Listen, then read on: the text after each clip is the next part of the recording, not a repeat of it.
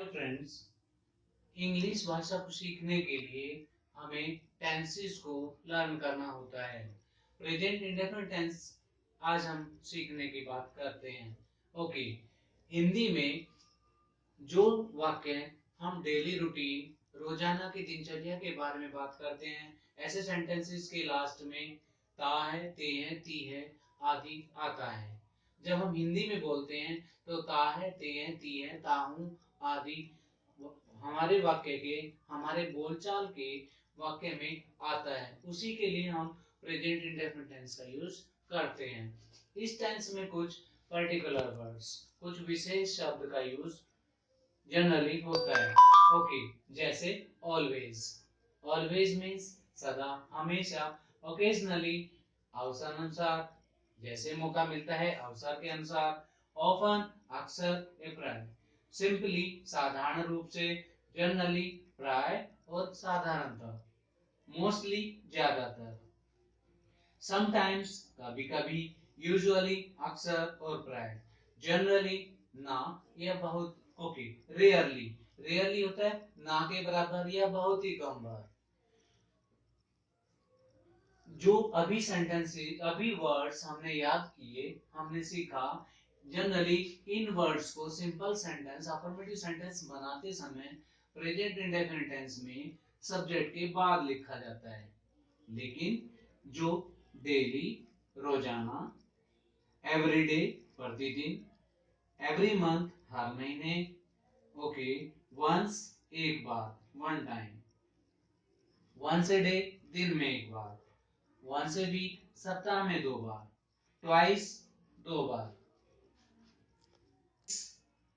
बोलो yes, twice दो बार, twice a day एक दिन में दो बार, थ्राइस थ्री टाइम्स तीन बार, ओके, मैनी टाइम्स कई बार, और सेवरल टाइम्स भी कई बार होता है। ऑन संडेज रविवार को, जैसे, और every Sunday. We don't go to school on Sundays. हम रविवार को स्कूल नहीं जाते हैं। ओके, प्रेजेंट इंडेफिनिट टेंस की बात करते हैं तो मैंने बताया हिंदी में वाक्य के अंत में ता है, ते है, ती है, ता हूं आदि जनरली बोलने में आता है। ओके, अफर्मेटिव सेंटेंस में साधारण वाक्य के लिए अफर्मेटिव सेंटेंस कौन से होते हैं? जिसमें ना तो हम किसी से कुछ चीज के लिए मना करते हैं और केवल सिंपल अपनी बात बोलते हैं, किसी से प्रश्न भी नहीं करते हैं। ओके, सब्जेक्ट, वर्ब की फर्स्ट फॉर्म एस और ईएस। ध्यान रहे मैंने एस और ईएस को ब्रैकेट में रखा है। ऑब्जेक्ट एक्सेट्रा, इसका मतलब है कि वर्ब की फर्स्ट फॉर्म के साथ कभी कभी एस और ईएस हमें लगाना पड़ता है, लेकिन कई बार इसको नहीं लगाना पड़ता है। इसके लिए हमें नॉट फर्स्ट, जब subject I, we, you, they, these, those या थर्ड पर्सन प्लूरल नाउन, एक से ज्यादा प्लूरल नाउन बहुवचन हो तो हमें वर्ब के साथ एस या ईएस नहीं लिखना होता है। फिर हम सब्जेक्ट, वर्ब की फर्स्ट फॉर्म, एस एस नहीं होता है, ऑब्जेक्ट एक्सेट्रा। तो ऐसे ही इसका आता है वर्ब के साथ। ओके, नोट दो, जब subject he, she, it, this, that या सिंगुलर, एक वचन, एक नाम, एक वस्तु, एक आदमी हो तो वर्ब के साथ एस और ईएस आता है। अब हम एस लगाएं कि ईएस लगाएं, इसके लिए हमें ध्यान रखना होता है इसी नोट्स में यदि वर्ब का last word C H, S, S H, double S, O, X या जेड हो तो वर्ब के साथ ईएस लगता है। यदि ये वर्ड नहीं है वर्ब के लास्ट में तो फिर एस लगेगा। ध्यान रहे हमारा subject he, she, it, this, that third person singular noun नहीं होना चाहिए। अगर हमारा subject I, we, you, they, this, those plural noun हो तो फिर चाहे लास्ट में वर्ब के ये वर्ड आ जाए, आपको एस से ईएस नहीं लगना। Okay, for example, I always speak speak the truth, मैं हमेशा सच बोलता हूँ। अब सब्जेक्ट आई है तो वर्ब के साथ एस और ईएस नहीं आया। यू ओकेजनली टेल अ लाई, तुम कभी कभी झूठ बोलते हो। इट मीन्स जब सब्जेक्ट यू हो तो टेल हमारा वर्ब है, इसके साथ कोई एस नहीं आया। He sometimes teaches us mathematics, वह कभी कभी हमें गणित विषय पढ़ाता है।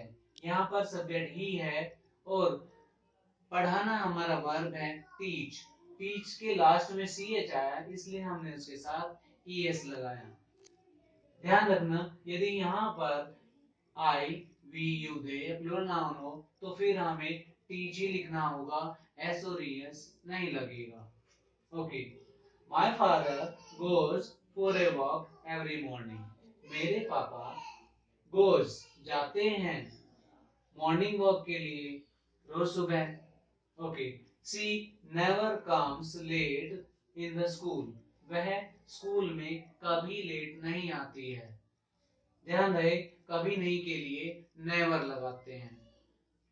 That teacher wants to teach them today, वह अध्यापक आज उन्हें पढ़ाना चाहता है।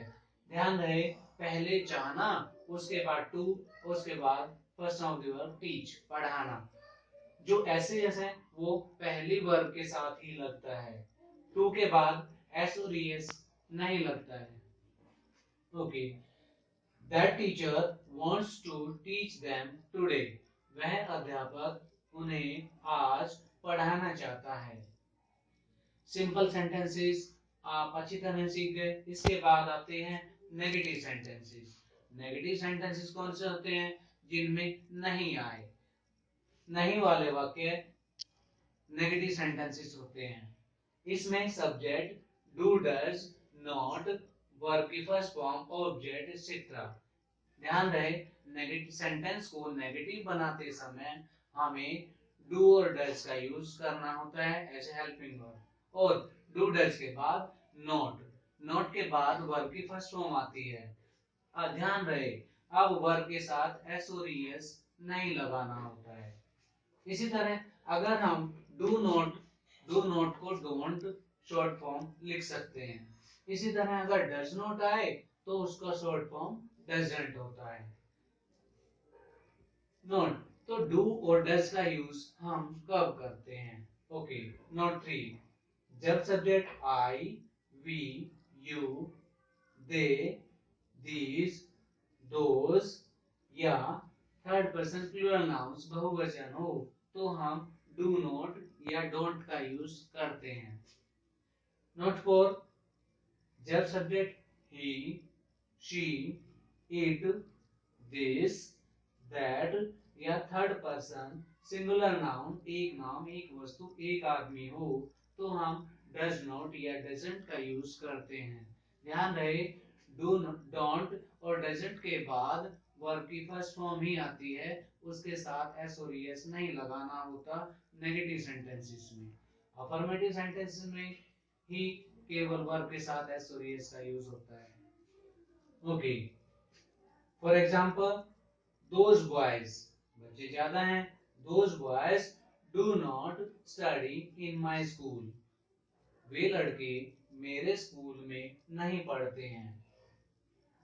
she does not learn computer with us, अब क्योंकि सब्जेक्ट she है तो इसके साथ does not का यूज।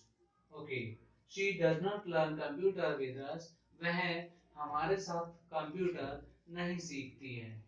इसी तरह एग्जांपल थर्ड की बात करें, we don't sit in that classroom, हम उस क्लासरूम में नहीं बैठते हैं। we के साथ don't का यूज हुआ है। इसी तरह he doesn't complete his homework on time, वह अपना काम समय पे पूरा नहीं करता है। इसी तरह he के साथ doesn't, वह अपना गृह कार्य पूरा समय पे नहीं करता है। ओके, अभी नेगेटिव सेंटेंसेस में डू डज के बाद नोट लगा के हम नेगेटिव सेंटेंस बनाते हैं, वो चीज हम सीख चुके हैं। इसी तरह इंटेरोगेटिव सेंटेंसेस की बात करें, इंटेरोगेटिव सेंटेंसेस प्रश्नवाचक वाक्य होते हैं जिनमें कोई प्रश्न किया जाता है। उसके लिए हम सिंपल वे डू डज को एज हेल्पिंग वर्ब पहले रखते हैं और सेंटेंस में क्या आगे बन जाता है। Do does subject not in bracket. अगर सेंटेंस में नोट आए नहीं आए तो हम नोट का यूज करते हैं, अदरवाइज उसका यूज नहीं होता है। वर्ब की first form object etcetera plus last में क्वेश्चन मार्क, क्योंकि बात प्रश्न की है तो लास्ट में क्वेश्चन मार्क लगाना जरूरी होता है। Okay, for example, do you keep fast on every Monday. क्या आप हर सोमवार को व्रत रखते हैं? ओके, ध्यान रहे इसमें क्या से सेंटेंस बनता है। Example second, does she want to help us. क्या वह हमारी सहायता करना चाहती है? Okay, example third, does your father teach you daily. क्या तुम्हारे पापा तुम्हें रोज पढ़ाते हैं? Do they come here every evening. क्या वे हर शाम को इधर आते हैं? Does she go to see the Taj Mahal? क्या वह ताजमहल देखने जाती है? इसी तरह example 6, Does she not talk to you? क्या वह तुमसे बात नहीं करती है? Do you not study in that coaching center? Do you not study in that coaching center? क्या तुम उस कोचिंग सेंटर में नहीं पढ़ते हो? ओके, अगर हम नोट को आगे लाएं तो डू का आगे डोंट बन जाएगा। Don't you study in that coaching centre. क्या तुम उस कोचिंग सेंटर में नहीं पढ़ते हो? ओके, ध्यान रहे इंटरोगेटिव बनाने के लिए हमने helping verb as a do और डज का यूज किया, लेकिन अगर कोई डबल एच फैमिली वर्ड हमें यूज करना होता है तो वो डू डज से पहले उसको लिख देते हैं। जैसे when does she go to learn typing. वह टाइपिंग सीखने कब जाती है? What do you learn in this coaching center? आप इस कोचिंग सेंटर में क्या सीखते हैं? ध्यान रखना, अब हिंदी में क्या बीच में आया है। अगर हम पहले क्या से सेंटेंस बनाते हैं तो डू डज से ही हेल्पिंग वर्ब आगे रख के बन जाता है, लेकिन इसमें पूछा है What do you learn in this coaching center? इस कोचिंग सेंटर में आप क्या सीखते हैं? Doesn't she faith on you? क्या वह तुम पे विश्वास नहीं करती है? इसी तरह क्योंकि इसमें क्या पहले आया इसलिए हमने डजंट को आगे रखा। ओके, प्रेजेंट इंडेफिनिट टेंस को आप अच्छी तरह सीख गए हैं। That's all.